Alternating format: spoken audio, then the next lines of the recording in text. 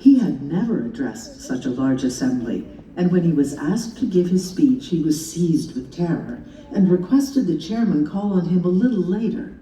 By 5 o'clock, the giant audience of over 4,000 was tired of all the monotonous speeches, and Vivekananda realized that this was his moment. Sisters and brothers of America, he is electrifying. And he's electrifying in a strange way because he isn't expecting to be electrifying. He addresses people as equals. He calls them brothers and sisters of America.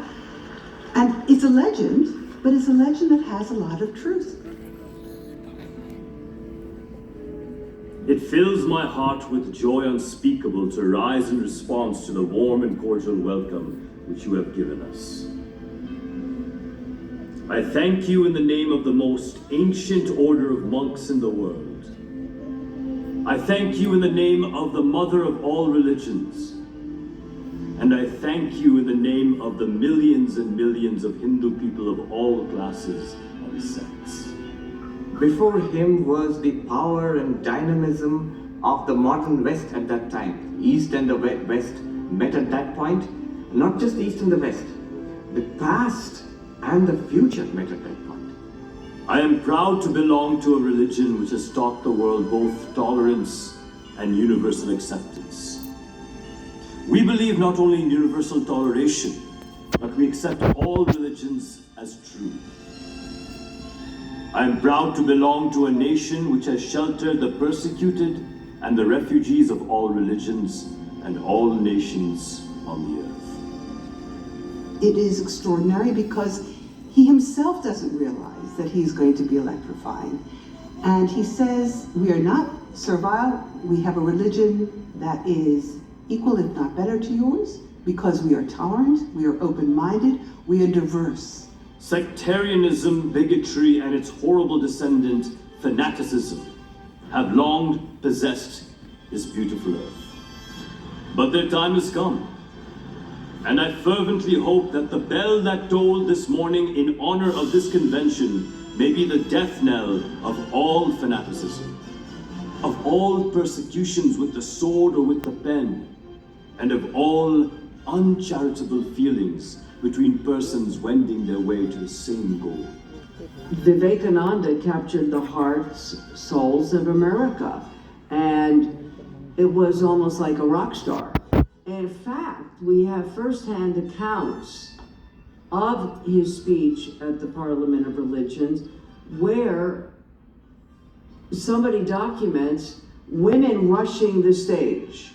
Sort of like, if you look at footage of the Beatles in 1964, girls are rushing the stage. He is undoubtedly the greatest figure in the Parliament of Religions. After hearing him, we feel how foolish it is to send missionaries to this learned nation. He is a great favorite at the Parliament from the grandeur of his sentiments and his appearance as well. If he merely crosses the platform, he is applauded. And this marked approval of thousands he accepts in a childlike spirit of gratification, without a trace of conceit. Every day for the next few weeks, he was in high demand. He spoke on Hinduism, Buddhism, science, religion, and the need of the day. Every evening, he would be invited to the most sophisticated dinners and salons. He was the belle of the ball, and everyone wanted to hear him speak. He called his audiences heirs of immortal bliss, and they loved it. The Christian is not to become a Hindu or a Buddhist, nor a Hindu or a Buddhist to become a Christian.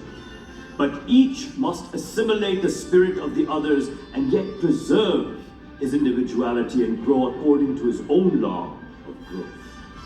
If the Parliament of Religions has shown anything to the world, it is this. It has proved to the world that holiness, purity, and charity are not the exclusive possessions of any church in the world, and that every system has produced men and women of the most exalted character. Just think about more than 100 years ago, he's talking about the harmony of religions, when we're not at all in fashion to talk about that.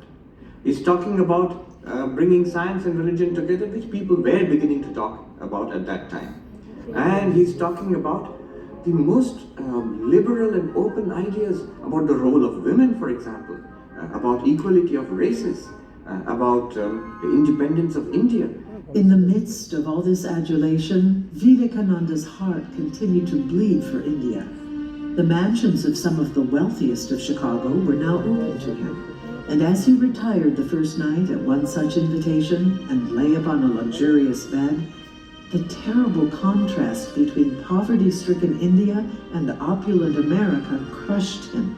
What do I care for name and fame when my motherland remains sunk in utmost poverty? To what a sad pass have we poor Indians come when millions of us die for want of a handful of rice. And here, they spend millions upon their personal comfort. Who will raise the masses in India? Who will give them bread? Show me, O Mother. Show me, O Mother, how I can help them.